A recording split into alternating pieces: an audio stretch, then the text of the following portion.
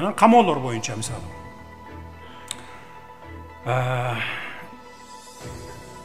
2020 жылга чейин башкаруу системасы такыр башка болчу. Мыйзамдар башка болчу. Анткени мындай чачыранды эле да. Жогорку кеңеш өзүнчө, бийлик, өкмөт өзүнчө, президент өзүнчө ушундай болчу.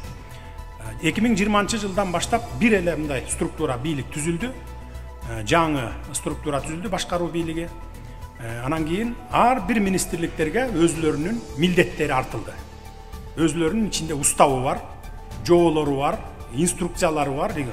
Бүт ар биринин өзүнүн милдеттери бөлүнгөн.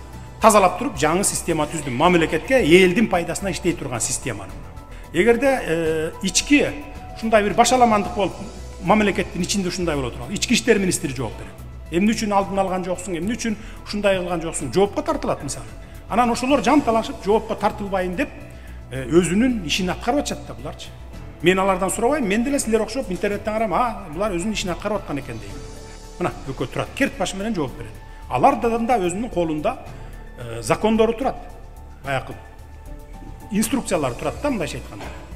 Ошон үчүн ал бирөөнү камаса эле дароо эле менин адресиме кыйкырып, эмне камап койдуң, чыгартып кой эле, чыгартып кой дебей, мындай мыйзамды карап, анан анын күнөөсү бар жогун карап, жасаган маселесин карап туруп, анан кийин кайрылып жүрсөңүздөр жакшы болот эле.